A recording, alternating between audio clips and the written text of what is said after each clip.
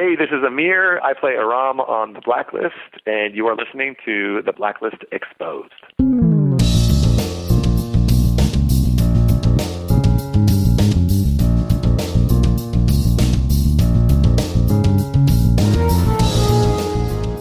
The Blacklist summer hiatus rolls on, and we are back with another special edition of The Blacklist Exposed. Good day, special agents. I am Agent Troy Heinrichs, here going by myself this week as I bring in three of you, the fans, to talk about how we felt about Season 4, what we expect to see in Season 5, and, of course, how we can bring in some of the ideas from The Blacklist Redemption now that it has been canceled. Aaron is out having some vacation time, so we bring you this special episode as a thank you, of course, for all of you helping us get nominated in the 2017 Podcast Awards. To help us out, go to podcastawards.com, and at the very top of the page is a blue box. You click on that blue box, and that'll take you to a registration page where you just fill out your information. You'll get an email. Confirm your email. It's the only email you will get from the system. Just confirm you are who you are. That'll get you into a sign-in page so that you can then go ahead and fill out your nomination ballot. You only have to do this one time this year. You don't have to do multiple voting and things of that nature like last year. This year, just fill out one nomination ballot and make sure you choose in the entertainment category, The Blacklist Exposed. That's right. In the entertainment category, pick The Blacklist Exposed.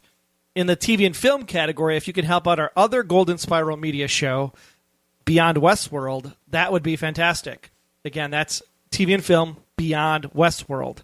We also have a few other shows that we'd like you to help out with if you could. In the arts category, vote for The Resourceful Designer. That's done by Mark DeCote. He does a fantastic job on his podcast there, as well as a GSM host here on the network. And then also the Remake This Movie Right podcast with Aaron and myself from time to time. You can vote for that in the People's Choice category. And, of course, the Packers Fan podcast in the sports category that I do with my good friend Wayne Henderson, who is also on our Doctor Who podcast here on the Golden Spiral Media Network. So, again, podcastawards.com. You have till the end of the month. But why don't you just go ahead and pause this episode right now, take care of that nomination, then come on back and hear the discussion we have with three of you, the fans, here on our second fan roundtable during the hiatus this summer. Sit back, relax, and enjoy, and thank you again for nominating us in the Podcast Awards, podcastawards.com, The Blacklist Exposed in the entertainment category.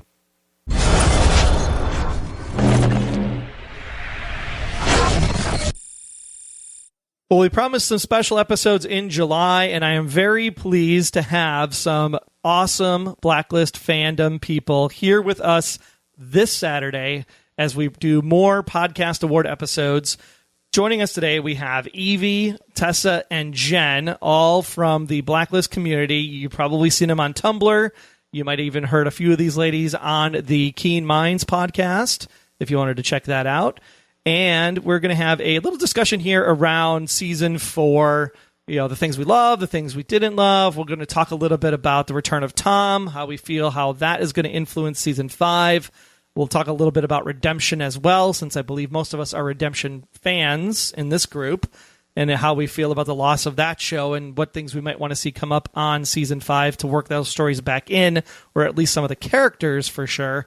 And then we'll just kind of talk a little bit through who of our favorite character arcs during the course of Season 4 and where they might be going in Season 5 as well. So with that, I'll go around the horn just to let the ladies introduce themselves. Evie, tell us who you are and what you do and where we can find you on the internet. Hi, I'm Evie. I'm also known as Blacklister214 on Tumblr. I am a theorist and a Keen 2 shipper, and I just like to get on Tumblr and chat out my obsession with the show. So, hi, everybody. I am Tessa. I run a Tumblr blog called Criminally Sane, and I have with Jen Keen Minds podcast. And I am a theorist. I'm not a shipper. All I am obsessed with is finding out what is the truth in the Blacklist.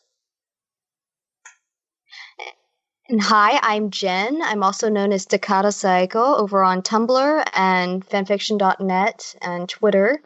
And I run a blog over on Tumblr and write quite a bit of fan fiction. I'm a character development fan and also a shipper. Fantastic. All right. So we got shippers. We got Keen 2. I feel like I should get a cage and set it up here, get a little, WWF style going. Hopefully everybody will be nice and play nice together. Right, guys? Of course. All right. Well, let's do the easy one first. Tessa, tell me your thoughts. We finished season 4. We're kind of in the summer doldrums. And we got the news, of course, that Blacklist is going to be pushed back a week from its original start there, late September, so we're not getting Blacklist till October.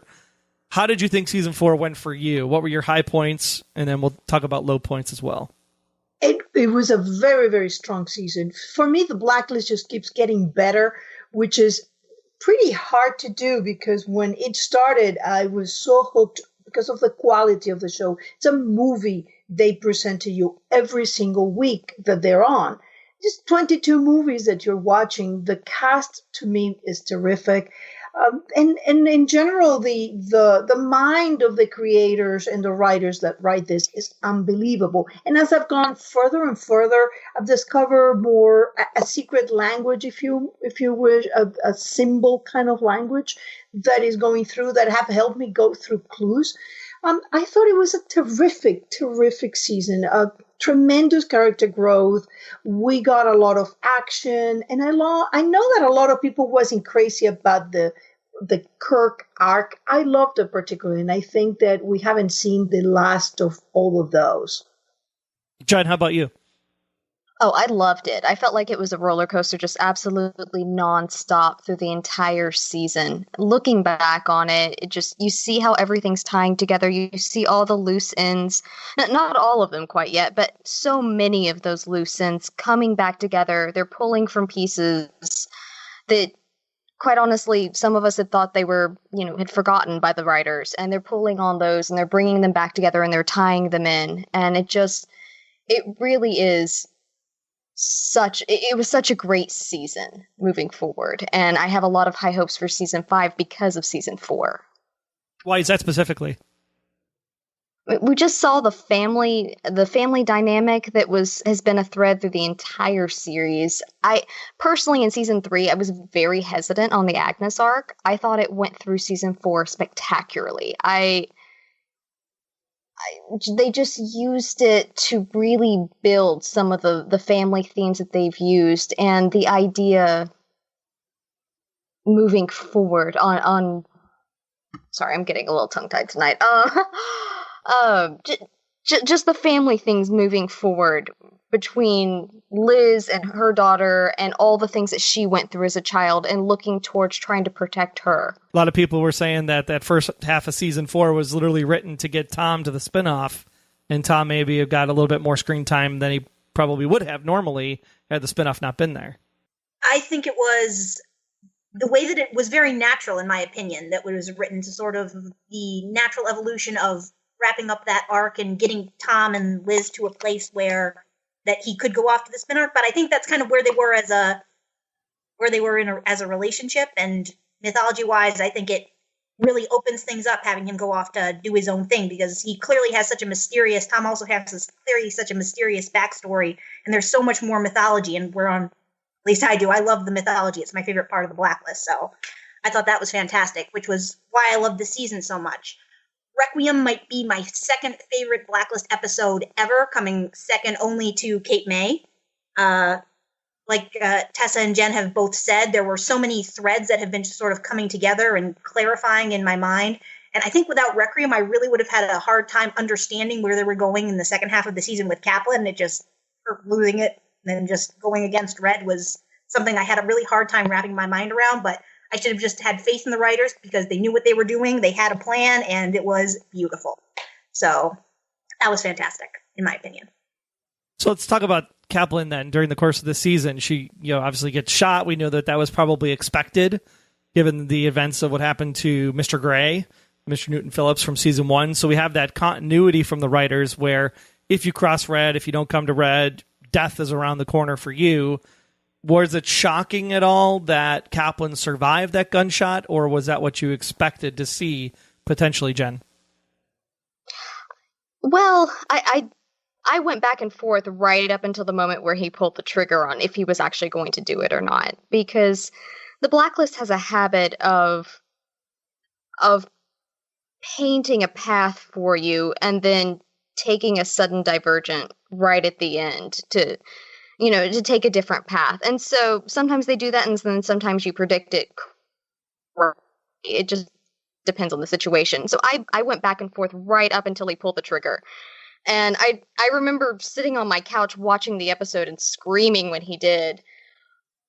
Her coming back, it was interesting. I'll put it that way. It ended up opening a lot of growth for Red that I was very excited for, because he made what he considered a mistake, and personally as a viewer, I considered a mistake. And it allowed him to grow in that and to take what he felt and gave him a second chance at that he doesn't always have. And I thought that was very beautiful in the way that went. And the second chances is something that we kind of got in the harem episode. We had obviously the lovely lady from MI6 that was involved with Red, and Red actually had that precedent. Well, if you just would have come to me, I could have helped you get out. Right, you're not tied to me forever. We obviously have the hanging chad of what's in the shoebox that Red gave Dembe. But do you think that if Kaplan would have approached him instead of having this all-out war, would Red have actually let her live, knowing that she was still alive? Anybody can take that one. I don't know that he would have done that. I think that Red, like with Ansel Garrick, with Luther Braxton, and with all these other people that we know, like Philip Newton, he basically submitted to be killed. He knew that he had committed treason. And in doing so, but he did it because of his family. They all do it because of love, some sort of love. I was absolutely not surprised that he shot Kaplan. To me, that was I saw that coming so far out. I knew that she was going to do something like that. I knew that she had been the one doing that fake death. I knew it was a fake death. I knew it was being the one doing it. And I knew that she was going to get a bullet to the head. And I was not surprised. I was perfectly on board with that. And I even understood Red. Coming back, I don't know that there was a choice at them. I think at that point they were both on such a collision course that there was no way to stop in that train. Kaplan was hell-bent on destroying Red, and I think it all had to do with Agnes, with saving Agnes. And at that point, I mean, if you really think about it, Kate Kaplan was willing to send Liz to prison. That's a very strange way of caring for someone. But it does keep her safe. Well, in prison. The guy who was burned in prison doesn't agree with you. Yeah. Unlike Tessa and Jen, I really, up until the last minute that he did it, I didn't think that Red was really going to pull the trigger. I thought he was going to exile her to that little plot of paradise, because I thought that was a much more reasonable reaction. And yes, Red does react violently to betrayal, like Newton Phillips and Nico and Vargas. But there are circumstances when he's been betrayed, or people have put Liz in incredibly dangerous situations and they've been allowed to live. So Tom obviously betrayed Red when he took the contract, but okay, Tom gets a pass because Liz loves him. When Wrestler arrests Liz, she almost dies because he makes that choice, and Wrestler's obviously spared. But my best example, because this is somebody who betrayed Red and put Liz in jeopardy, is Madeline Pratt. In season 1, Madeline Pratt betrays Red and Liz at the embassy and puts Liz in jeopardy, and she's allowed to survive the experience, and in time comes to betray him again, so maybe he just learned his lesson. But I really thought, because Kaplan was motivated by trying to follow that objective number 1, which is keep Elizabeth safe, because that was her ultimate priority, and that's Red's ultimate priority, he was going to show some mercy, put her into exile, send her away, but not kill her. So I really had a hard time with that when I first saw the episode, but 2 things redeem it for me. 1, the fact that he misses, which Red shooting somebody, Red's an incredible shot. We've seen him take out like 6 guys by himself with a handgun. The fact that he misses enough for her to survive tells me that at least some part of him knew that what he was doing was wrong as he was doing it.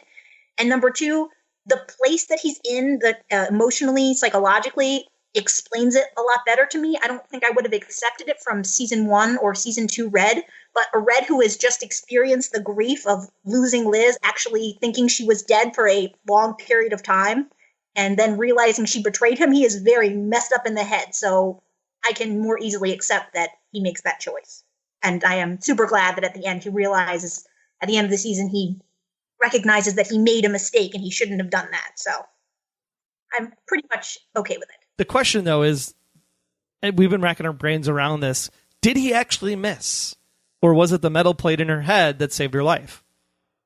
I personally believe that it was an unintentional miss, that it was a subconscious sort of miss, that much like Evie was just saying, that it was something that he knew it was wrong on at least a subconscious level, and that's why he missed it. That's personally, when I watch the scene, when I watch the rest of season 4, that's what I come away with it. Yeah. I think I don't think it hit the plate because the plate is up in her skull and she's got that cut, that fresh, like, bullet line across her cheek, which they showed us. And since there was only one shot, I think that's where the shot went. It would have had to have been higher for it to have bounced off the plate. But they showed us that long cut across her cheek, which I think is where the thing stripped by. So I'm with Jen. Subconscious, not that he actually thought at the time that he was leaving her that she was still alive, but subconsciously he missed and he survived.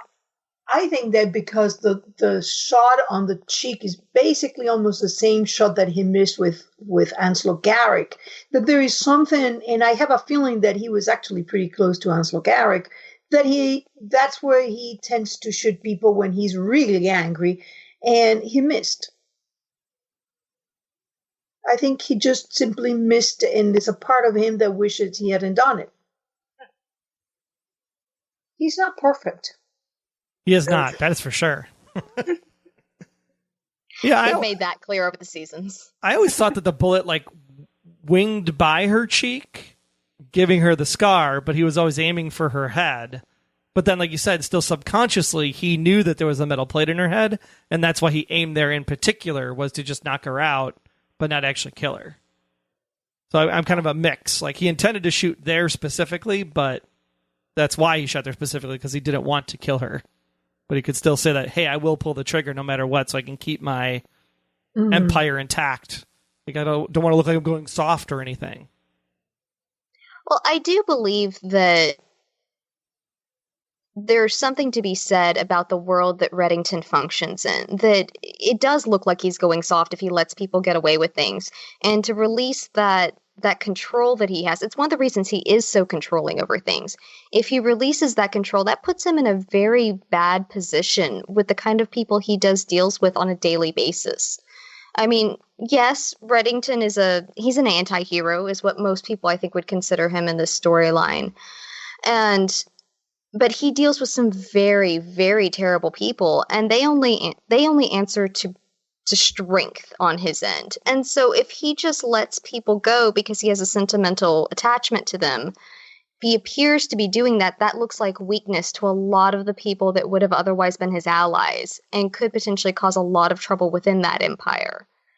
And so a showing of strength in not allowing that control to slip is something that's almost a necessity for him in the world that he functions in regularly.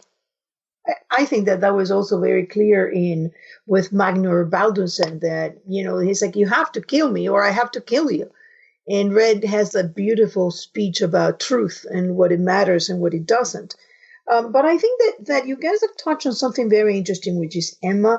Emma is allowed to live, which is one of a few indications that I have, and is one of theory of mine, that Emma is actually Jennifer. And the reason she lives is because she's family. Oh, that's interesting. I never would have put. Yeah, that's really, really good. I like that idea. It's she uses two sets of words, one taken from Carla and one taken from Red. She uses that expression "muddle through," and if you remember Wu Jing, Red says we'll muddle through on our own. And then she also uses that center of the universe that comes from Carla. And when you're a child, when you get used to those things that your parents say all the time, and you tend to use them as you get to be an adult. And I think that to me, there was that one little thing. And there is a blonde with a ponytail. There is, it's a blonde with a ponytail that Red lets live, even though she actually almost got Liz killed. And he also surrendered to MI6 and wanted to speak to her only. Very true. Good observation. I like it. Thank you. There was also the Annie angle, Annie Heisey's character, Janet Elise, that they thought she might be Jennifer too, so who knows? She's a little young. What do other people think? Do you think that Emma could potentially be Jennifer?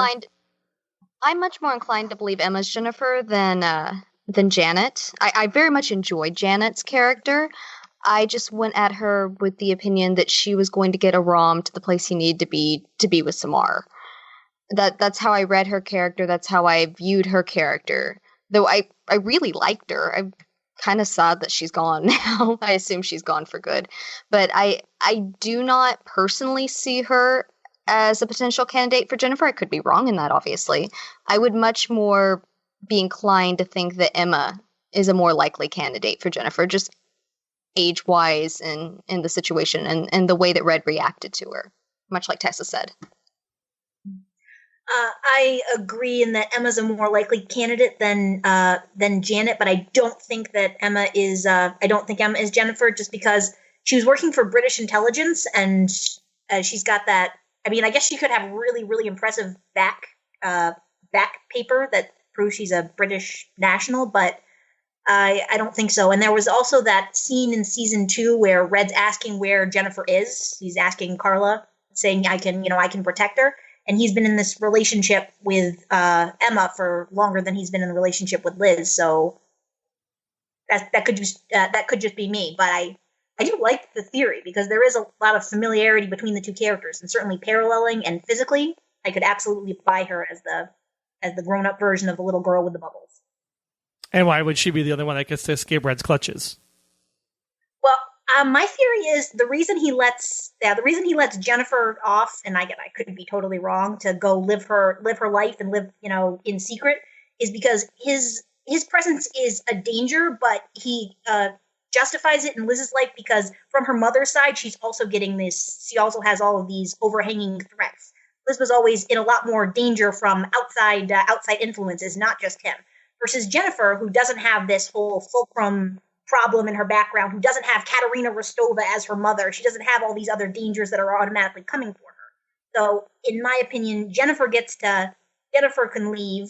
Jennifer is left alone, not because he doesn't want to see her or because he doesn't love her, but because he's the most dangerous thing in Jennifer's orbit. By making contact with her, he'd be putting her in greater jeopardy. Versus Liz is already in jeopardy, so it's balancing it out. I like it. Any Connor thoughts of that, Tessa or Jen?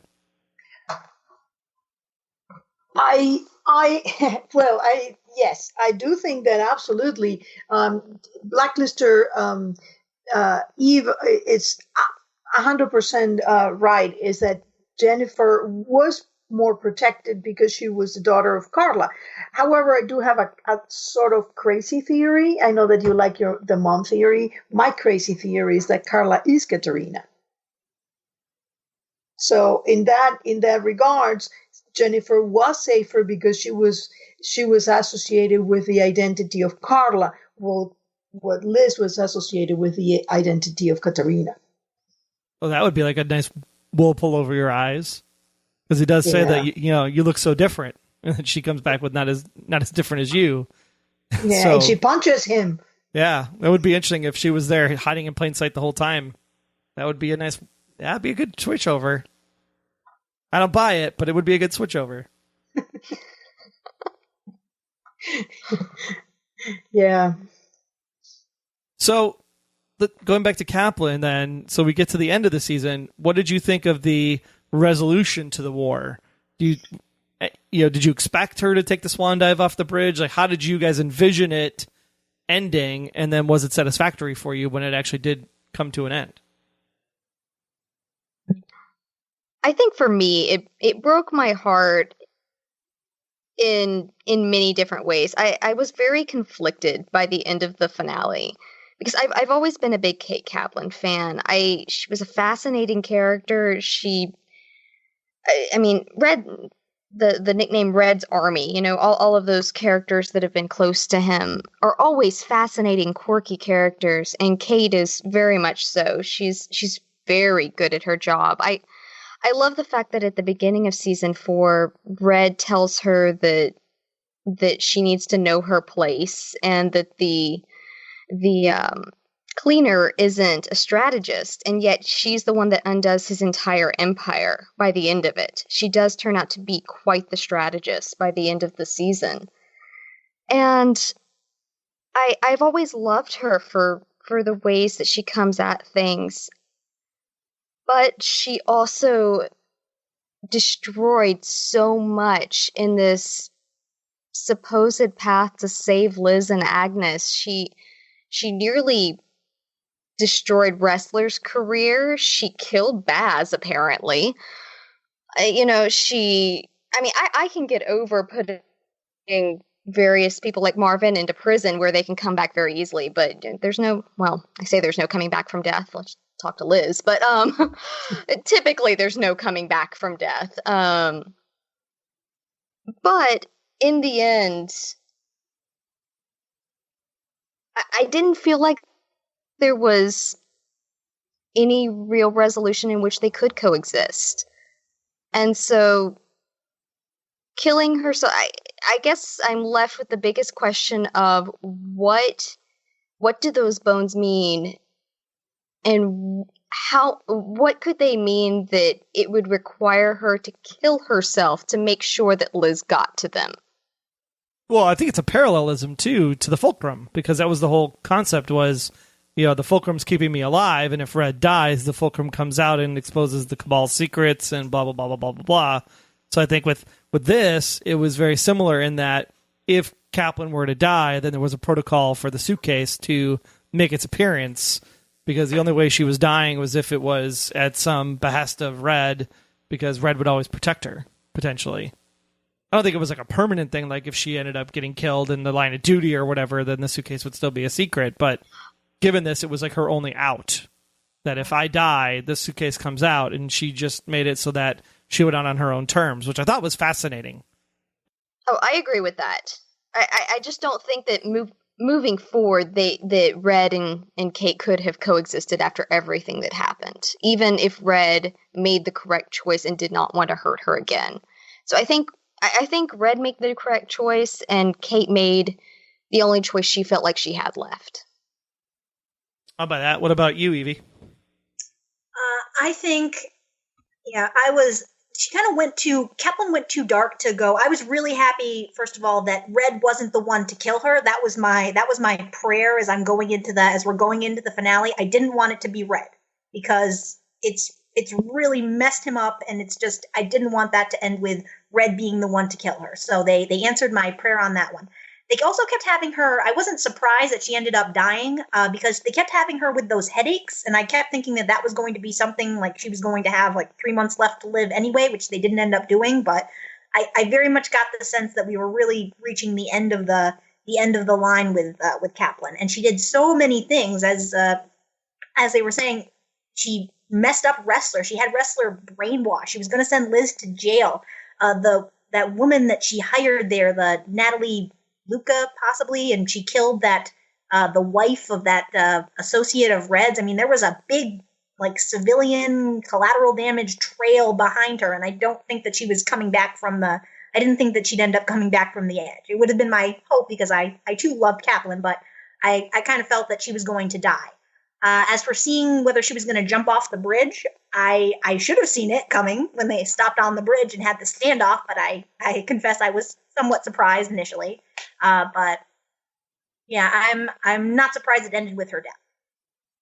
As far as the suitcase was concerned, I think there probably could have been a better way of delivering the information than that random body of bones, but it was dramatic and interesting, and I'm looking forward to figuring out what's inside the suitcase, like everyone else. So here we go. Nobody can ever just tell Liz the truth straight out. They have to give her clues. Well, but if you really look at Liz in the way she reacted things, I would say, sure. I mean, she had a pregnancy test and she threw it out without taking it. She took the glass and got a paternity test and threw it out without reading it. I gotta say, I get the point. I think Liz is ready to know things when she's ready to know things and not 1 second before. I think that's the impression that I get with her. She's willfully ignorant up until the point where she chooses not to be. And then yet still may be ignorant. It's true. Yeah. You threw away the one test that you had full control over. Therefore, that's the one you should have read. Well, but I for a long time, that I struggle thinking, does she know? And it's just pulling the wool over everybody's eyes. But then I settled for more or less what it was. She suspects it. She's just not ready to know that the devil is her father, and that means what it means for her sweet little Agnes, because Agnes has it on both sides. Yeah. I was not surprised when she jumped. I wasn't expecting it, but I wasn't surprised. I thought that Kate has gone, and I loved her. I loved her more as a character. The darker she got, because as I rewatched some of the earlier scenes, I thought there is no way that this woman kept all these nice, tight little bodies that she didn't even have to go digging in the winter. They were just stored nicely in hotel rooms. So I thought Kate Kaplan had always this thing sort of planned. She forgot that one of the conditions of her employment was that she wasn't supposed to love Liz. And I think that the reason that strange request was made is because few things are more dangerous than love without full knowledge.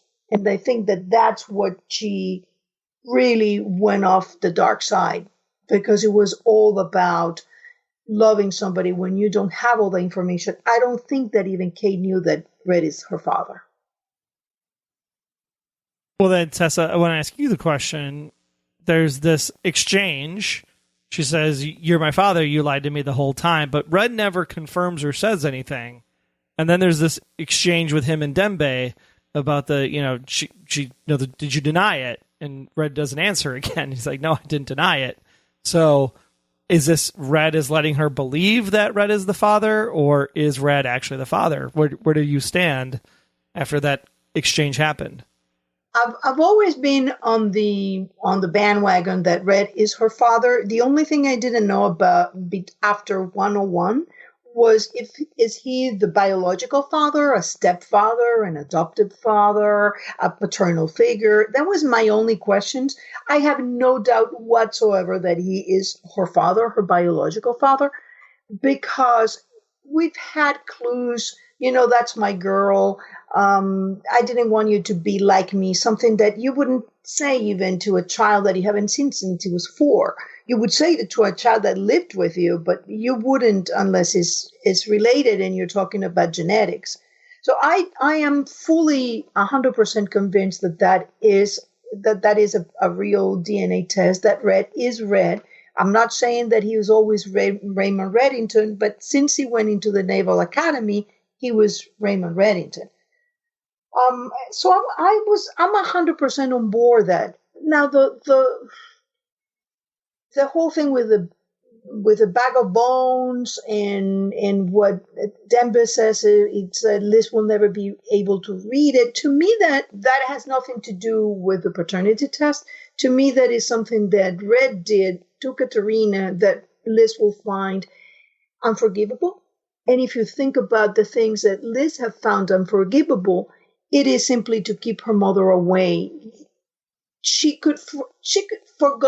forgave Red for killing Sam, for guarding Tom, for telling her lies, except the one thing that she thought, I can't forgive you that because my mother is a liar and is looking for me. So if you think about it, the one thing that Liz will never be ready to learn is that Red kept her mother from her. I could buy that. But then you have Jen on the other side. Did you turn your shipper card in and are now bought into this whole thing? Or are you saying, no, this is totally Red being Red and letting her believe that he might be her father, just so that way it throws her off from the real truth that we now have to track down in this suitcase of bones that's floating out there that is actually more detrimental to the cause? Oh, I think... Yeah. Sorry, which Jen? Jen. I mean, I've been a daddy gator since the second episode in. The moment that they sat down in that Canadian restaurant, and he said, well, fine, you can be my daughter. The wheel started turning, and I went, really? Okay, that's possible. And I started to look for clues, and as the series built, I feel like they've been giving us clues towards a paternal sort of relationship between, Red and Liz. And that's always been my thing. That's I've never seen anything to really disprove that. And kind of like Tessa, I've never been fully on the biological bandwagon. I've gone back and forth with, is he biologically her father? Is he just a father figure? Regardless of the situation, because we do have so many moments in the Blacklist in which we see that family isn't necessarily built by blood. And that's one of the things I love about the Blacklist, is that blood ties do not necessarily make families where you find it. And so I would be okay either way with Reddington, if he's biologically her father or otherwise. As of right now, I'm accepting it as personally, I'm accepting it as canon that he's her biological father, unless I'm given evidence to disprove that. Agree, Evie? Yep, 100%. So from the first season, like Jen, I was going back and forth on biology, but not on type of relationship. I think it was the episode in which I think it was General Ludd, when Red goes to Sam's bedside and he says, I want you to know you will always be her father, Sam. I can only love her and protect her as you have. So to me, that was pretty clearly stating this is obviously the type of relationship that I feel for her, a relationship similar to the one that you had with Liz. And I'm not going to, he's kind of reassuring Sam that he's not going to usurp Sam's place. To me, that tells me that Red's got a pretty strong prior claim that would make that be a question in Sam's mind. I mean, Sam has raised Liz since she was very young. So for Red to feel the need to reassure him, no, I'm not going to take your place, that tells me that Red was obviously a father figure at some point in her life, biological or otherwise. But in terms of right now, in terms of our confirmation, as we collect the clues over the course of the seasons, you make notes about the certain things that we know about Liz's father. He was in foreign intelligence. He was the person who kidnapped her. And following along with what we learned with Kirk in the first half of the season, when Kirk says, Raymond was the one who kidnapped you. We know that Liz shot her father in the fire. Kirk doesn't know anything about the fire. So from that first half of the season, I was feeling pretty confident that we were finally going to get an answer and it was going to be Red. In terms of that final DNA test, I think at this point, with Red being totally depleted with his resources, there's no way he's able to intercept that test. I mean, when Red's at his full power, Red can pretty much do anything, but he's like burning passports in his hotel room. He's broke. He doesn't realize the test is being run unless he's having Cooper followed, which again, at this point is unlikely. So I'm saying yes, absolutely, Red is her biological father. And the only reason that Denbei feels it necessary to ask the question, did you deny it, is because Red's been avoiding that truth for a very, very, very long time. So it's a reasonable question for Denbei to ask if he would outright just lie to her, versus what he's been doing, which has been kind of careful obscuring of the truth and using metaphorical, I haven't really deserved the title of your father in so long, so it's not really lying. Red speak. Well, let's be clear, though. Red's not broke. He's only illiquid. That's true. I loved that phrasing. I mean, if you put all of it together, it does make so much sense, right? You have Sam, like, I can only hope to be the father you were, and all this other conversation. So, yeah, he clearly says Sam is the father. I might just be the biological donor at this point. And then you have the burns on the back, which would line up with she shot her biological father. and that's why the burns were on the back, because he was actually down in the fire charring to death, and why he needed the plastic surgery, et cetera, et cetera, et cetera. So it all makes sense that biological father is Red, and parental upbringing made you who you are today father is Sam in that regard. But at the same time, it does seem interesting that there happened to be this other DNA test that just happened to get thrown away. And then this could be the writers again, just trying to draw people away from the actual truth and make us keep talking about it over and over and over again. But it was there, right? There was this other DNA test, and it took a 30-year-old DNA test to prove whether or not this was actually tied to Liz. But we still don't have any DNA samples from the actual Raymond Reddington standing in front of us today. And the fact that they actually did an imposter episode with, oh my gosh, I'm totally going to forget the guy's name now. Gregory DeVry, thank you. There's still stuff in there that makes you go, I don't want to believe it 100%, because it can't be that simple. Because if it's that simple, it almost feels like the wool was pulled over your eyes, and it kind of, I don't know if it makes you feel a little more about the show, because that was the answer from the beginning, and you kind of feel duped a little bit, but I don't know. See, I've heard people say things like that, and while I understand it to a degree, I also feel like there's a different outlook that people in fandom have. We pick apart things, we dissect it, we put it back together, and then we dissect it again and put it back together again, trying to find all those little pieces of the puzzle. And when it comes down to it, we have a very detailed view of it. And so is it just that we read it correctly, or is it that it was obvious? It's hard to tell when you're deep in the fandom. I was having that conversation about Game of Thrones with somebody the other day, because I just literally finished watching all 60 episodes in a 3-week span, and I must be crazy. But I wanted to get caught up with the rest of the world, and I'm sitting there as I'm watching it, it's like everything to me seemed like it was a very logical conclusion of where everything landed, and nothing was a shock or a surprise. But yet everybody, when they were watching it live for the first time, they were all like, oh my gosh, the Red Wedding, and oh my gosh this, and oh my gosh that. And to me, it seemed like it was very well written to where a logical conclusion would have gone. So why is it that we can't assume that logical conclusion with the Blacklist? You'll also have different people that are, like Tessa has talked about, that she grew up reading the genre. You have people that are more inclined to the spy genre, or more inclined to the, various genres and various ways of writing that these writers go at it. Or, with Game of Thrones that you were just saying, people that have read the books that know we were coming beforehand, or that are, big in the fantasy world. And so people that are more inclined to think on the level that the writers are writing at and in that genre. And so they're going to be more inclined to read it correctly. They won't always read it correctly, but they may be more inclined to read it correctly. That makes sense. I also think that you did touch on something very, very interesting, which is you binge watch all 60 episodes.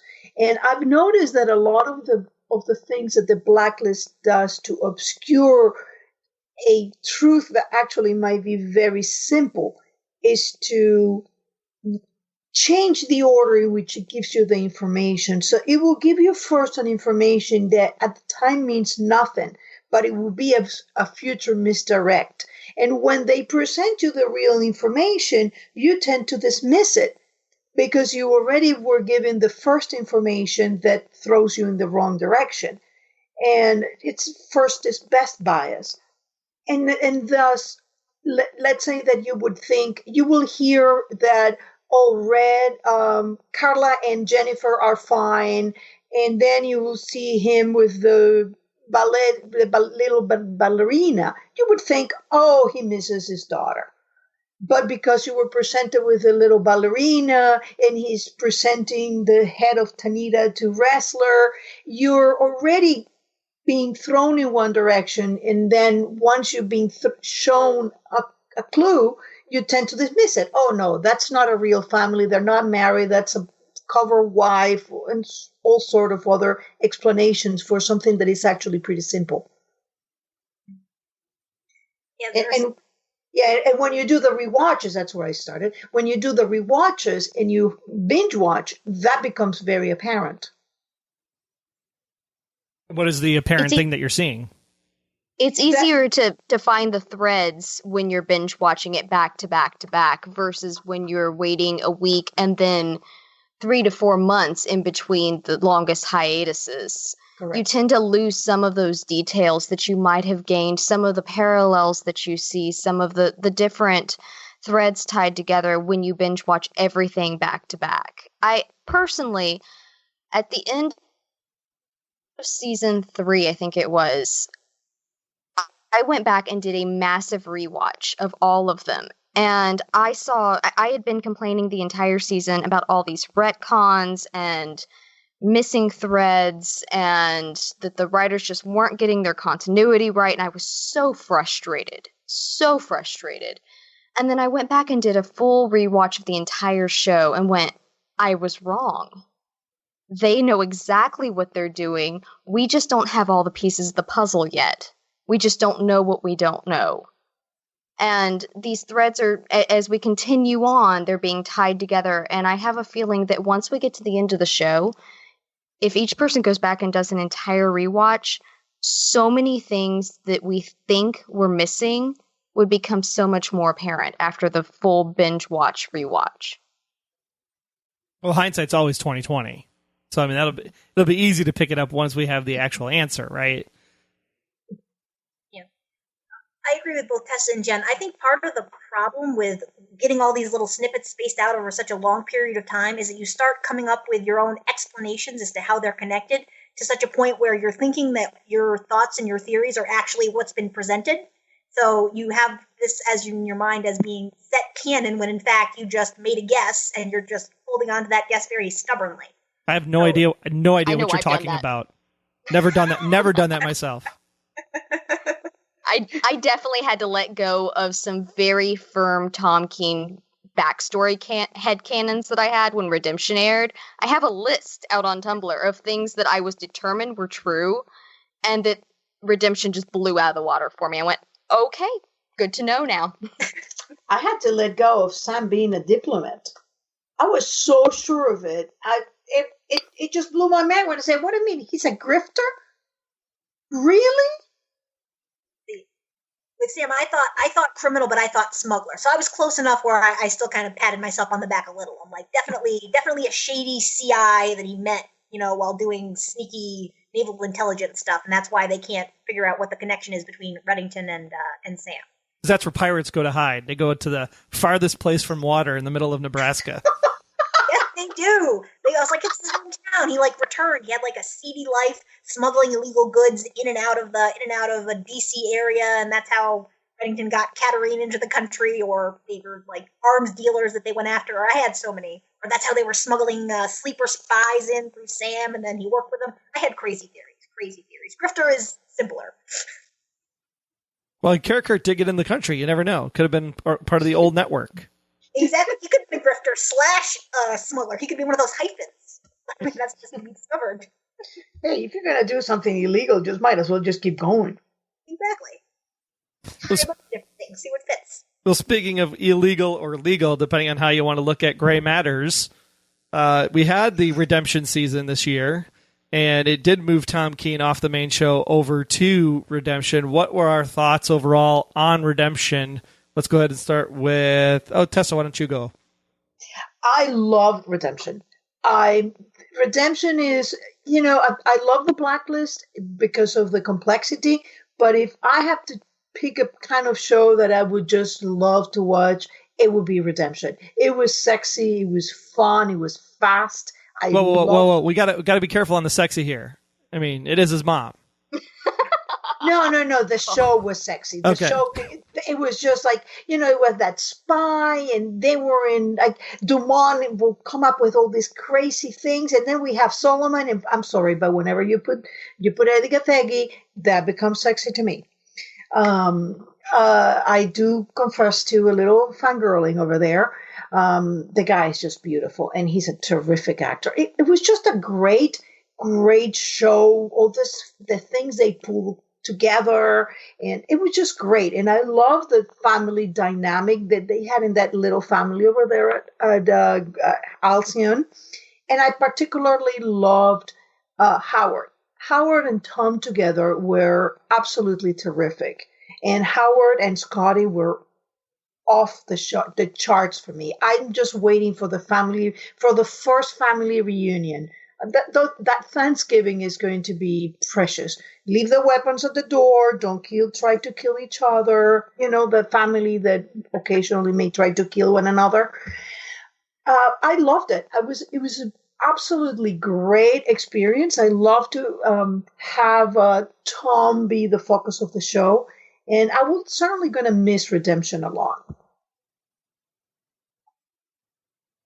How about you, Jen? Well, my weakness, one of my many fandom weaknesses, is a very complicated, very upended father-son relationship. We're talking about before we started recording that I'm a Fringe fan, and so when Redemption came on the horizon, it was very much focused on Scotty and Tom and the mother-son relationship there, and then Howard appeared, and I just remember watching the television screen and going, and I'm done. I'm all in. They just won me over for this. Whatever happens from here on out, I've been won over.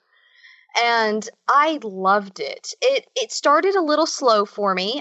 It was good, but I felt like it took a couple of episodes to catch its footing. But once it did, it hit the ground running. And there was so much interesting mythology that as a Tom Keen fan, I really had decided I was probably never going to get for his backstory. I just kind of settled with myself and said, you know what? He's not Reddington. He's not Liz. They'll give us glossed over background, and I'm just going to have to be happy with my headcanons.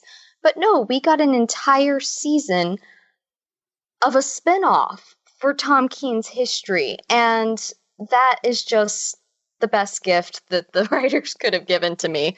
I very much enjoyed it, and I believe that it's really going to make moving forward very interesting because, as Tom said in early season 4, he said as a father that he's starting to question what about his own father and his own biological family. And so these are questions that he's going to have, much like Liz in early season 4 when she came across Kirk, and in late season 4 with finding out about Reddington, she's questioning how all of that works in for her, and he's having to do the same, meeting his biological family and where that takes him as he is now and who he wants to become. And it's very fascinating to me, and I loved what they did to it.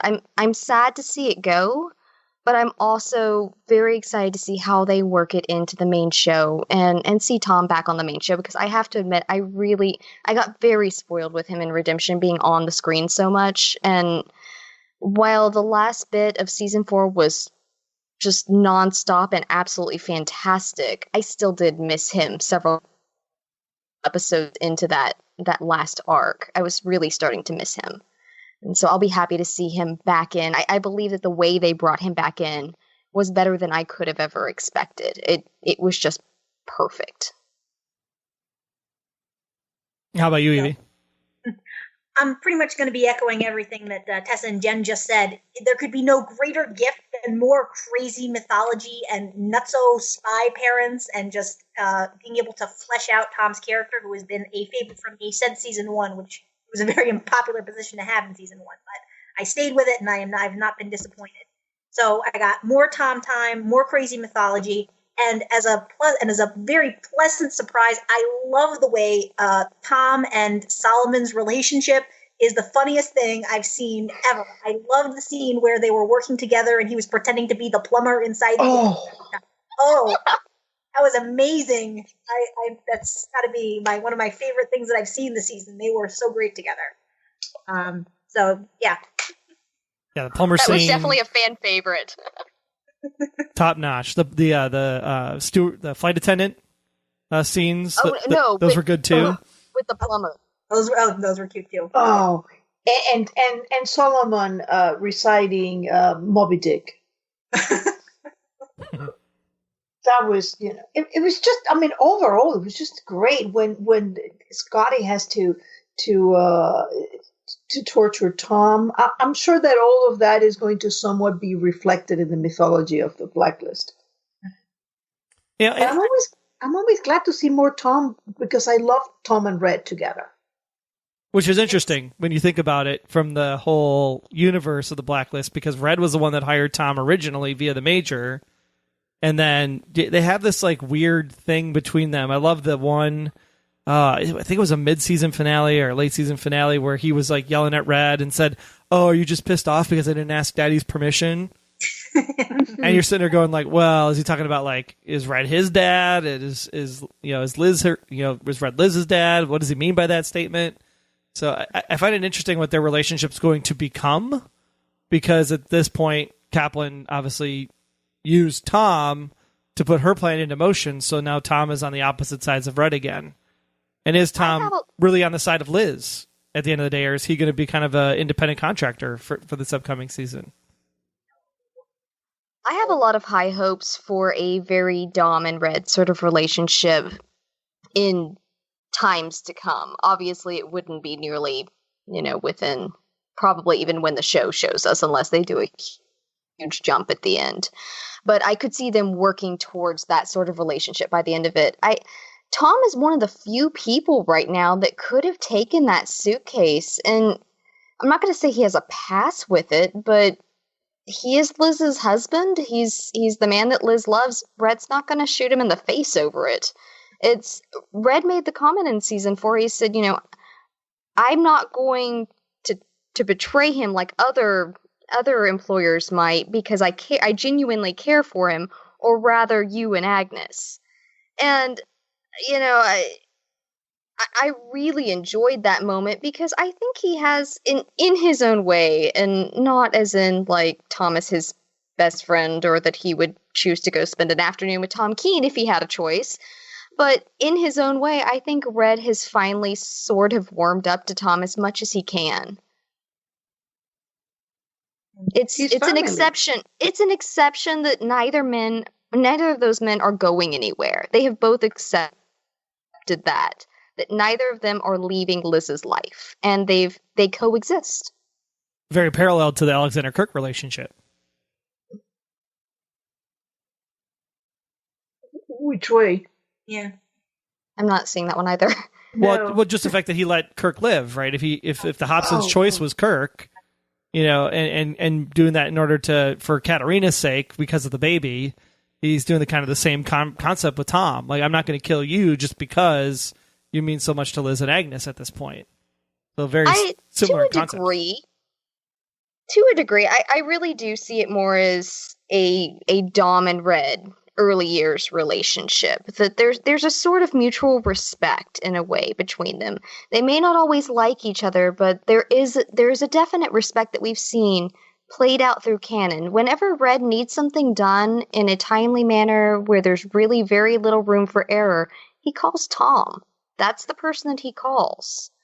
And I think it really, and the fact that Tom leaned on Red's word about Scotty as much as he did, moving from season 4 into Redemption, that he refused to go to Scotty and tell her who he was, because every time someone, especially Liz kept coming to him saying, why don't you go to your mother? Maybe your mother can answer this question. Surely you can ask your mother. And he kept over and over again, Reddington said, I can't trust her. He kept relying on that. Even if they don't always like each other, there is a mutual respect there. From the episode when he went to go get him and Tom Keene, Red does something he almost never does. He puts Tom on his level, and he says, this is the person he's going to reach out to. And Wrestler goes, how do you know that? And Red goes, it's because it's who I would reach out to. Unfortunately, Tom and I share some propensities. And he calls him an extremely gifted covert operative. His problems with Tom have nothing to do with his respect for his abilities as an operative, or his ability to kind of play in this world, play on his level. So, which might just be the kind of person that he needs now that he's illiquid, because he said because we're given the line that says, yes, the suitcase is exactly where Kaplan said it would be, but do we really know that that's actually coming from a Kaplan supporter, or could it be coming from Red, who is who's Tom really going to take that suitcase to, which I think sets up a really interesting dynamic for where Tom's loyalties lie in season 5. Yeah, I think it's going to be a very, very interesting season, because you have that you have Red basically illiquid, which basically make him rely on the FBI, which only goes so far, because there are things that they're not going to be stealing things. They're not going to be, well, they did, but not that much. And I think Red has to rely now on family, and Tom became family. The moment that Agnes was born, Red's objections, which, at that point in time, we had no idea who Katerina really was. We only knew she was a spy. It's only afterwards that we have seen that Katerina really was an undercover operative that entered Red's life, that seduced him, that used him, that we've seen that a lot of those objections may have been from his own experience, which is something that I sort of saw from the very beginning, that when he was speaking to Liz about Tom, there was something very deeply personal that went past just, you're my daughter and I hate you going through this. It felt like it was something he had lived, that he had been targeted, that he had suffered lies, that he wasn't sure whether she really loved him or it was an assignment. So I think that Tom, the dynamic between Tom and Red is going to be fundamental in moving this show forward, because I think that now Red, stripped of everything, has to go back to basics. And to go back to basics means, to me, going back to Katerina.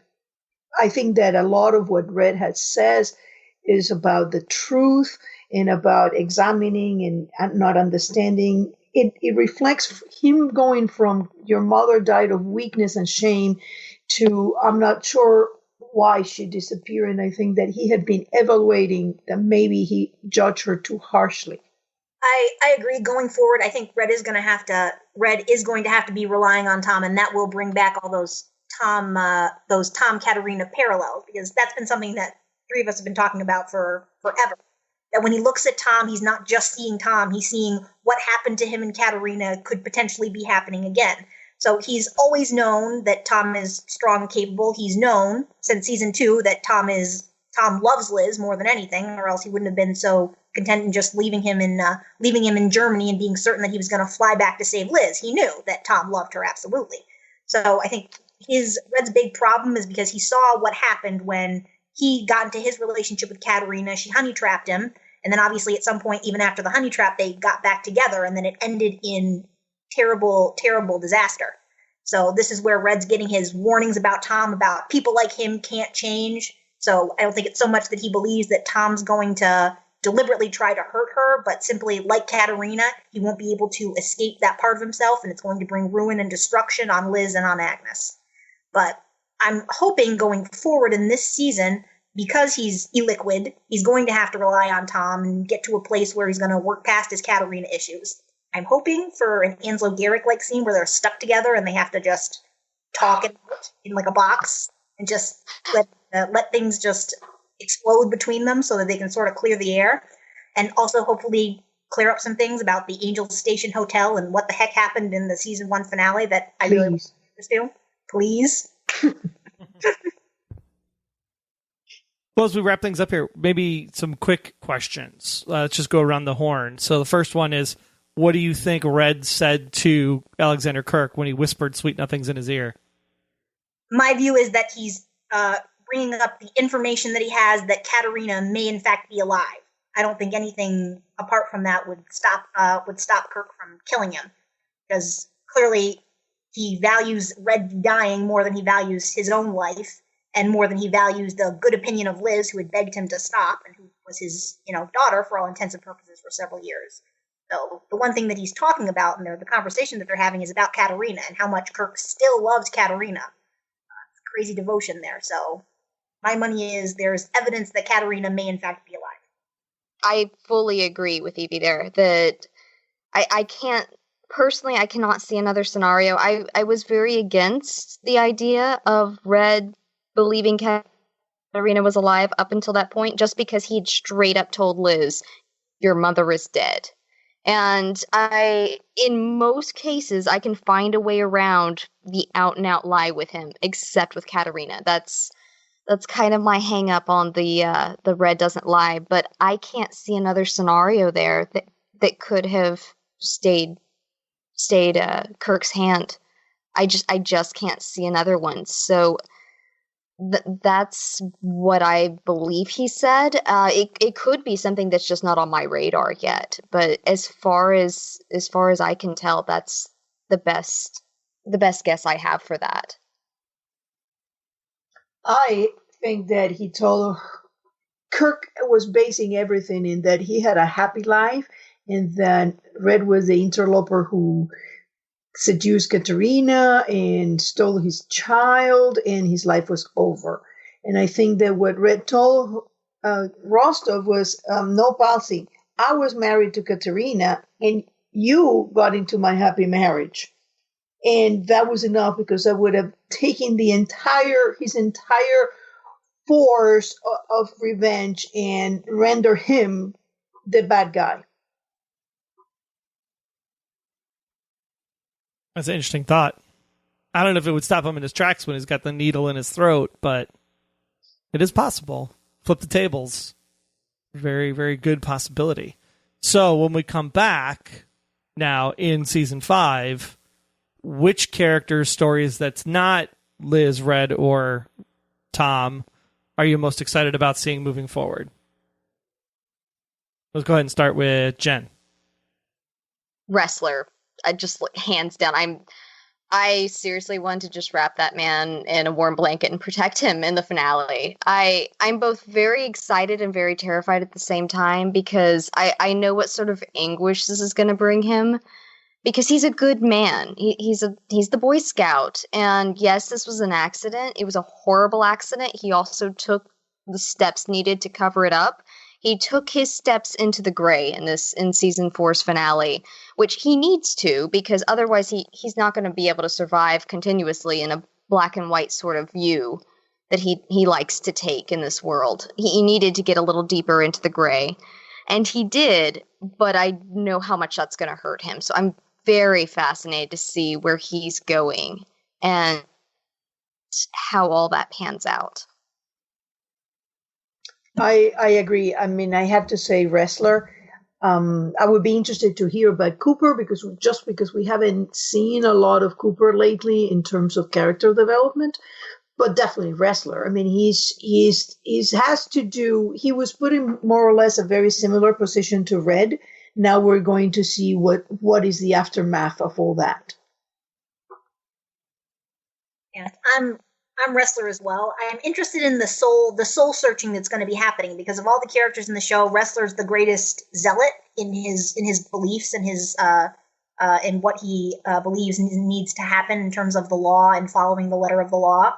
So I wasn't thrilled that this was how we ended the season for him, because I kind of wanted to have a nice win for wrestler.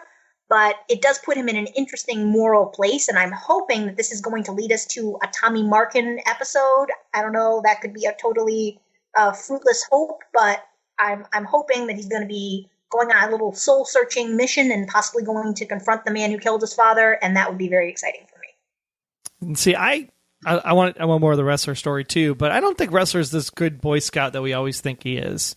I mean, you have to remember, he had the addiction problem. He spent all this time chasing Reddington. I mean, he literally could have been Julian Gale in a lot of ways had the post office not come to his rescue to break him out of that, obsession, if you will. I mean, he was very obsessed with Red in the first season up until the point of Ansel Garrick, where they finally kind of bonded and understood each other. But I think you talk about, attacking the gnome and the anger issues that he has and things of that nature.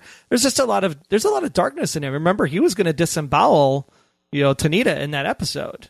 He was that close to just taking him out on his own accord. So Jenica? Or Jenica, yeah, Jenica in the Mako Tanita, right? But he was close enough to doing it that I think that given the right buttons being pushed, he actually would have done it. So he was going to kill Solomon as well. Right. So I mean, really, when you think about it, there's some dark tendencies there. So is this really that unexpected? it's really the question of how does he move forward from it, I think, is where we get the really interesting story to say this has really been there all along and Gale really brought it back out of him, or he really is the Boy Scout and this is how he redeems himself. So I think that'll be very interesting to see how it plays out. Well, cool. Any final thoughts you guys have? Season 5, what are the big stories you want revealed? Are you guys excited it's 22 episodes again? Do you wish it was 16 or 8 or 13 or... I mean, 22 is a lot, especially for us that cover the show, right? I'm excited.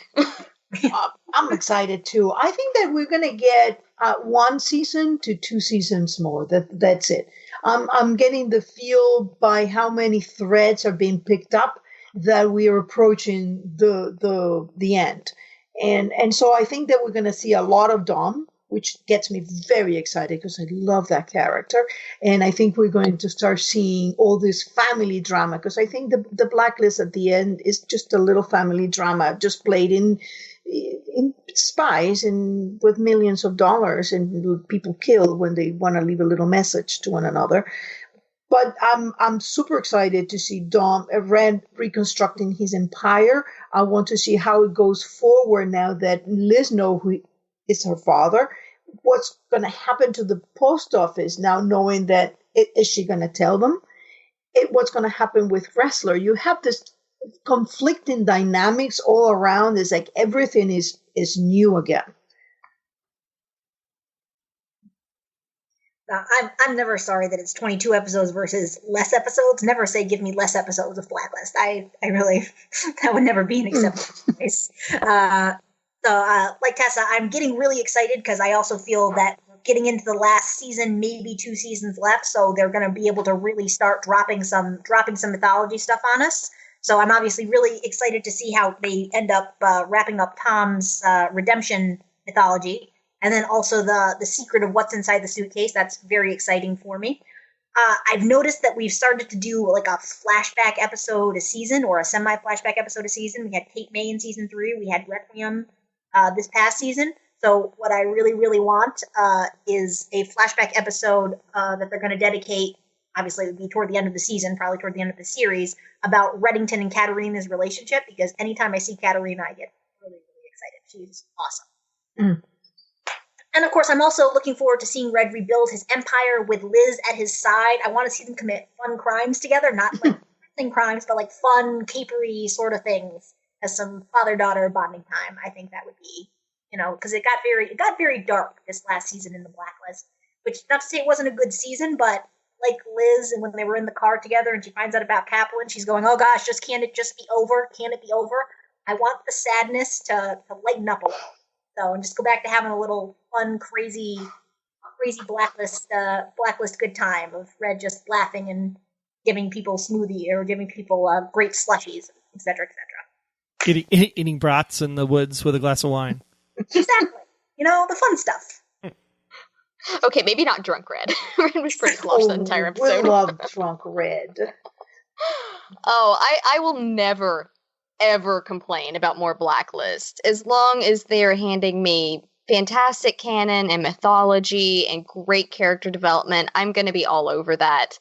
I'm hoping to, honestly, I'd like to see Katarina back. I still am of the opinion that she's alive, and I would like to see her back sooner rather than later, preferably, because I've been on the edge of my seat for far too long waiting for it. I hope that I don't wait for it straight into the end of the show. And I'm also very curious about what sort of way they're going to wrap the Halcyon storyline into the main show, because the writers are very good, the showrunners are very good. I have full faith in them that they had a backup plan for Redemption if it didn't get picked up for a second season, and so I fully expect to see a much more slimmed down version of what they would have done in Redemption, just threaded in to what they're doing for season 5. And obviously looking forward to Red and Liz. I really don't have much to add on to that Tessa and Evie said, because everybody wants more Red and Liz, I think. Otherwise, why would we be watching the show? But I'm very excited to see where they take Samar and Aram. I am a big fan of those two. I ship Saram, and I was a little worried that they made them so angry at each other that I wouldn't be okay when they came together, but I'm very much looking forward to seeing how they build that up, because they did do a lot of damage to it in season 4. So I'm curious to see how they build from where they ended it. Love it. And the bones. The bones. Well, always the bones. Whose Yeah. bones I mean, I don't expect them to those? just drop the bones. No. As long as we don't go to like New Orleans or something and some voodoo magic happens, like read the bones, tell us the future. Is he the father or not? I think everybody's expecting that the DNA is going to say, "Oh, that's the father." I don't know. I think that is, I have a feeling that whose bones are they, and that's a crazier theory than Carla is Katerina, because I do believe in the third man, in the third father. Interesting. Cool. Well, thanks, guys, so much for being there. Go around the home one more time. Evie, where can people find you? They can find me on Tumblr as Blacklister214. They can also find me on fanfiction.net if you enjoy fanfiction of Keen 2 variety as Evie Edge. And Tessa? They can find me on Tumblr. In blog is called Criminally Sane and is Tessa BL Theorist. And I'm also active in Tumblr during the season. And I'm love Reddit. Yeah, the Reddit Blacklist group is awesome. A lot of good fun people over there. How about you, Jen? I'm over on Tumblr as Takata Saiko, and I'm also on fanfiction.net and Archive of Our Own as Takata Saiko as well. I do quite a bit of Keen Squared fanfiction as well. Well, fantastic. Thanks so much, guys, for being on. Again, you can catch the Blacklist when it returns Wednesday nights. That's Wednesday nights at 8 p.m. Eastern and Pacific, 7 Central in the States on NBC. Again, we're a week later, premiering on October the 4th. So a couple more weeks to hold out. Still got time to rewatch any episodes you want. If you didn't get a chance to check out Blacklist Redemption, you can do that. I believe it's on Hulu, all 8 episodes. So now would be a great time to catch that series and just have some Blacklist to watch while we wait for October 4th to come. And, of course, don't forget Podcast Awards. You can go ahead and nominate The Blacklist in the entertainment category. That's at podcastawards.com. Just hit the blue box up at the top of the screen, and that'll take you into the nomination ballot. You do have to provide your email address and confirm your email address. But, again, they won't spam you or anything. They'll just send you the one confirmation email. Go ahead and make sure you confirm your vote. So that's, again, The Blacklist Exposed in the entertainment category. And then also do us a good favor and vote for Beyond Westworld over in the TV and film category, as well as you support our good podcast here at Golden Spiral Media. Until then, we'll be back soon. So thanks so much for listening. Take care, all. Until next time, I'm Agent Troy Heinritz. That's at Troy Heinritz on Twitter. And if you want to learn more about me, just visit, about.me/Troy Heinritz. And I'm Agent Aaron Peterson. You can hear me talking about movies and TV on the Hollywood Outsider podcast, as well as Remake This Movie Right. We are available at thehollywoodoutsiders.com or on Twitter at H_outsider. Be sure to subscribe, download the app, submit your feedback, but most importantly, keep yourself off of the Blacklist.